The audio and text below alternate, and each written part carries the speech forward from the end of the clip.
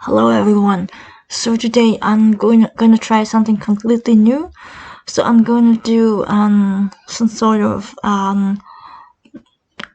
review or recommendation of a TV series. Normally I would usually do a TV not a TV series but a film, because I'm just not so big of a TV series watcher. I know a couple of them, but I'm not the most knowledgeable person.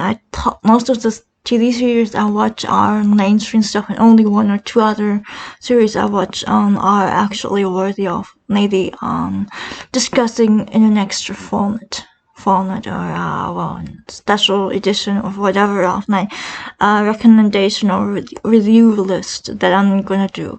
The reason why I'm going to actually do this in the form of a podcast is, as you might have known, the comments on some of my videos have been disabled, and this has to do with the new YouTube policy of that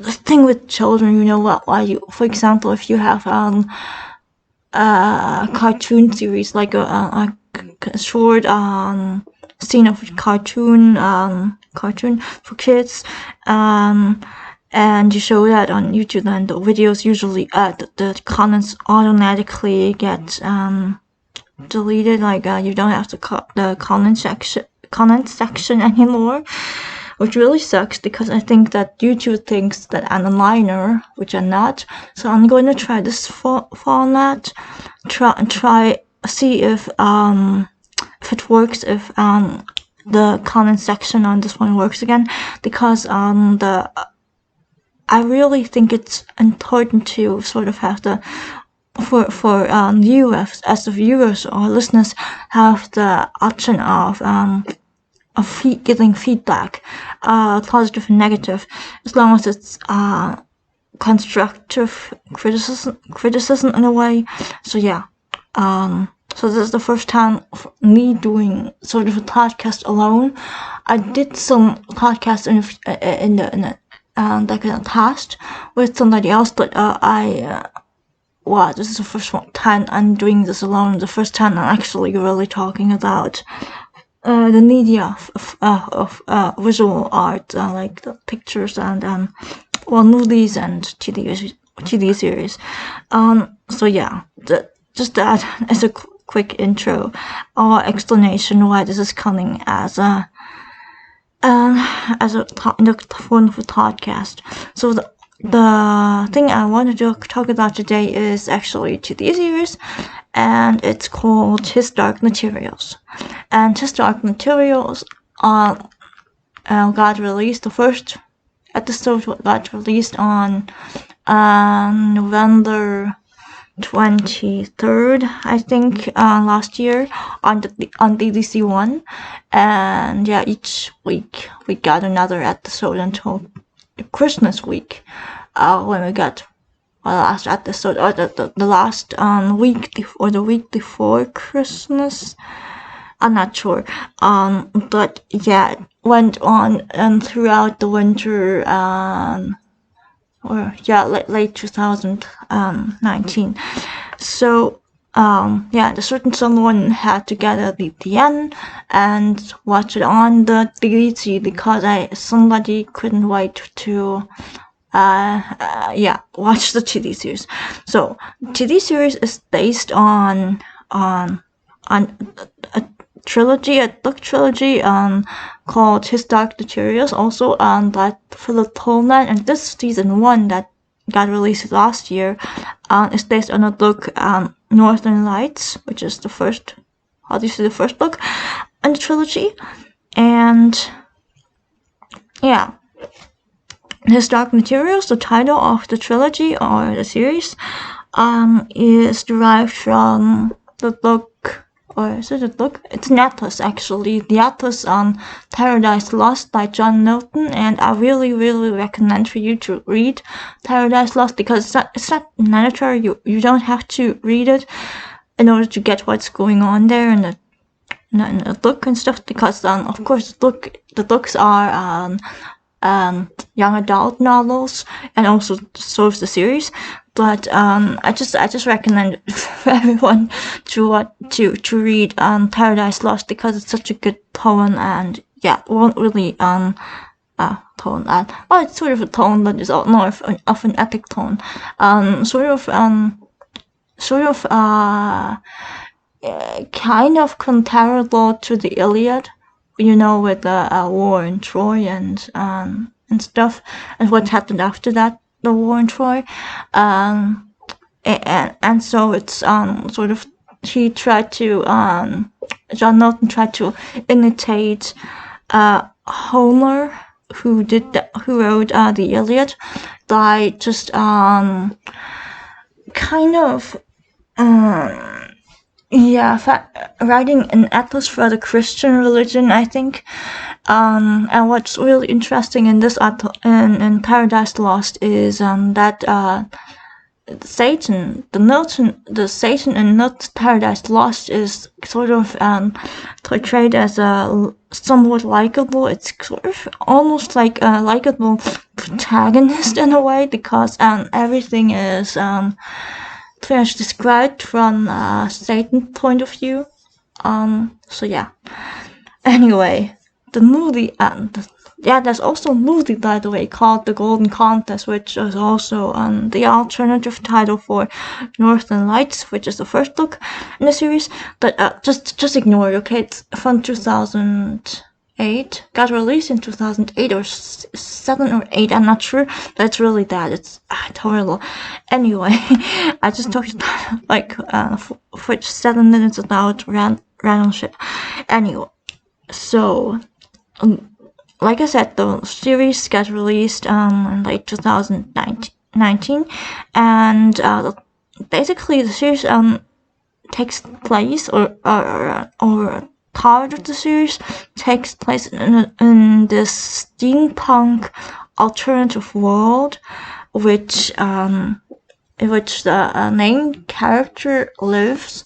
Her name is Lara Delacroix, and this world is a world where people have souls, and the souls are manifested in demons, and demons come in the shape of animals that reflect upon the personality of the person whom they belong to. And everybody has a demon, and when a child has a demon that is able to change its form, like it can go from a cat to a mouse or something, and the demon of an adult person has settled already, so it can't shapeshift anymore. So yeah, that's basically it. And also, what is also noticeable about Lyra's world is that it really is controlled by religious authority, which is called the Magisterium, and which is has strong parallels to the Catholic Church, which is why also the book got criticized by the members of the Catholic Church, and also why the Catholic Church at first had a really big problem with the film Historic Materials getting produced, and they had to change part of the ending of the film, and so they fucking butchered it, and I got really pissed off. And I saw, after reading the book, and I saw the first film, and luckily this TV series made pretty much everything right.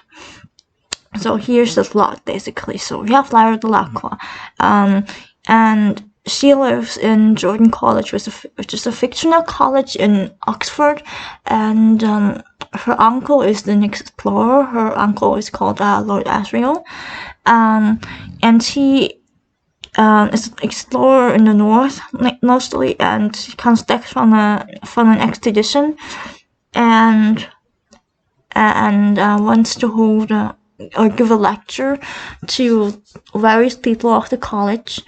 Oh, by the way, I forgot to mention that Lara is an orphan, but is thought that as an orphan. So she doesn't know her mother or father, at least in the beginning of the series. So yeah. So we have that, and her uncle comes back, and when she sneaks around in a room that she's not supposed to be in because it's for adult males only, she hides in a she hides in a closet, and then she sees that the master of the college, which is the sort of the the person who kind of is the like the headmaster at the college. He tries to poison Lord Asriel by putting poison in his wine, and Lyra sees that, and her uncle comes into the room and wants to drink the wine, and she just she just comes in and just throws the glass out of his hand because she obviously wants to save his life. And then she like now her uncle is actually shocked at her, and he tells her to go back to the closet and listen to what he has to say in the lecture that he's about to give to the scholars there at Jordan College. And she goes there, and this is actually sort of an anti-Narnian thing, because Narnia in the book series of the Narnia books are the children actually escape from the real world to the fantasy world with the help of a closet. Like they go into the closet and then step back and suddenly they end up in Narnia. And in this anti-Narnian version, or I don't know what to call it. In this book and in the TV series also, the Lyra is told sort of the truth in the form of the lecture while she is in the closet, and hides there. And Lord Asriel leaves again and for another expedition, and Lyra tries to wants to go with him, but she can't. And the master of Jordan College gives her gives her something which is called an alethiometer, and it tells the truth to whoever is able to ask the right questions and who's able to kind of deal with it, or you'll see in the TV series when you get along with that. Or if you just look, I definitely recommend reading the book first, by the way. So she gets the alethiometer, but she doesn't obviously know how to read it, and how to ask the questions and how to get it to answer her questions. And then she's getting taken away by a woman called Miss Coulter, which is also, by the way, played by the really, really great Ruth Wilson, really, really great actress. And she, Miss Coulter actually says, she tells Lyra that she wants to take care of her and eventually maybe go to the north with her, and she kind of captures her like that. But while that is going on, while she's sort of molding Lyra into following, kind of convincing her that she should move in with this culture and everything. Mysterious things happen in Oxford, mainly children disappear, and they just disappeared, and they don't come back. And eventually, just before she has to leave with Miss Coulter, and this is her best friend Roger, also disappears. And there's also the rumors that something's those kidnappers are called the Godlers, and nobody really knows why. Who came up with the word Godlers? And then so Lyra lives with this culture for a while. That she finds out that this culture really doesn't intend to take her to the north and just wants Lyra to be that nice, pleasant little girl that she can take to cocktail parties and everything. And after a really, really bad argument with Mrs. Coulter, Lyra decides to. Lyra finds out something really bad about Miss Coulter and tries to get away somehow with flee from them, and then she joins sort of a group called the Gypsians. I'm not gonna give too much details on them, but she's joining basically some sort of water gypsies, and they want to take her to the north and want to find out what happened to those kids together with her, because she has the Alethiometer and she has the potential to read it. And that's everything I'm gonna say about the series so far, because I obviously don't want to spoil the end. And it's definitely worth watching. The only thing that I'm gonna bring up is a little criticism is that they if you read the books already, they put a lot of emphasis on the Magisterium as a really, really bad sort of authority. They kind of rub it in your fucking face. I get it, because there has to be a lot of different scenes with more adult characters, because Lyra, the actress Daphne Keane, was 12 or 13 at the age when they filmed it, and of course people. They had those restrictive child labor laws, which of course I support and stuff. But still, I'm not a big fan of a lot of those Magisterium films. And also they put in 2 plot lines. They introduced 2 characters in the series that are in the first season that are not introduced in the books until. They're not introduced in the first novel. They're only introduced in the second novel, and it's fine. It's not really bad, but I'm sort of anxious that there won't be enough material left for the second season, which would be based on the second novel, The Subtle Knife, because they're taking already so many things from the second novel into the first season. But I'm gonna wait and see, because the second season of His Dark Materials is gonna be released later this year. I think also in late November. Yeah, probably late November. Also on BBC One, I guess. And it's available to watch for Americans. I know that it's available to watch on HBO.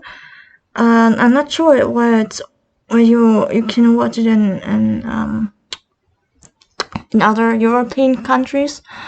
So yeah, you can just check it out. And then there's a lot of websites where you can check out where you can stream what TV series or movie or whatever.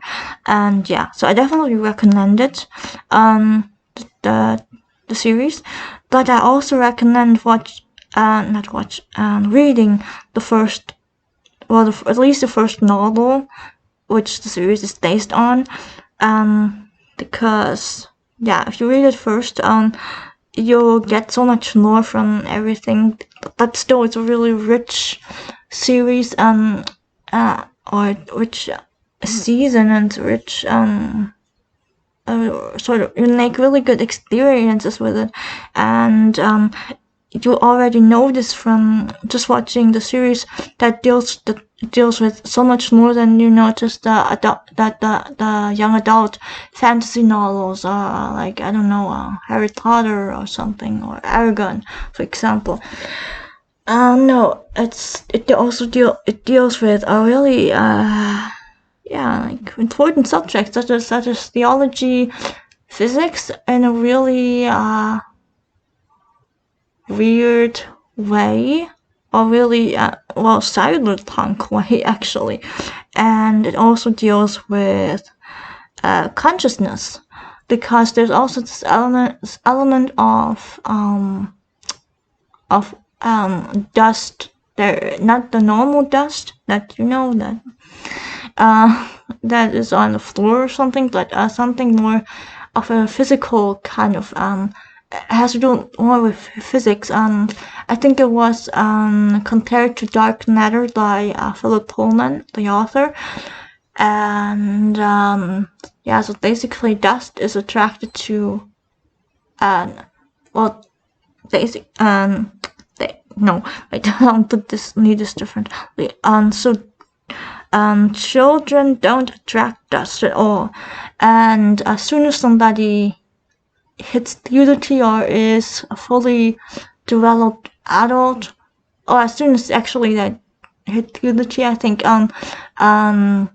teenagers do attract dust, and obviously adults also attract dust then as well. And it's really interesting because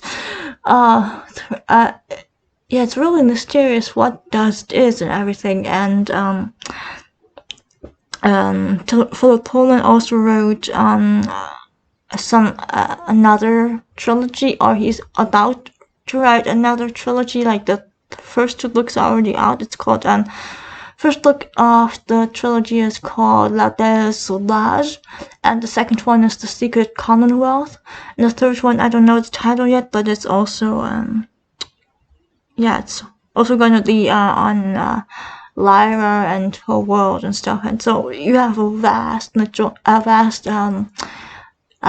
universe basically, or world building that you can see happening in the book series by Philip Pullman. And once again, he's an awesome writer. I really recommend for you to check out his books first, and then maybe watch a TV series. But the TV series is also really satisfying. At least the first season is, because I can't speak for season 2 as of right now, because it obviously hasn't been released yet.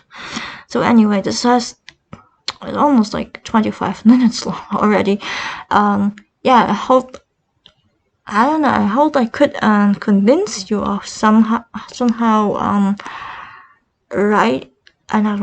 watching the TV series and reading the books, because this is really worth it. And this is something like hardcore fans already know, of course, about those things, and have been fans for I myself have been fan of the book series for 13 years already.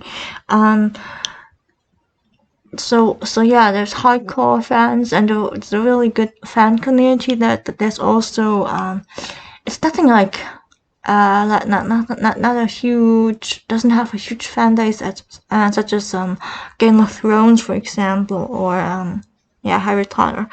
So definitely check it out, and hopefully we'll see you soon. And I'll hope that in this video, in this podcast, the comment section will be enabled again. I'll check back if not, and then I'll look into other solving strategies.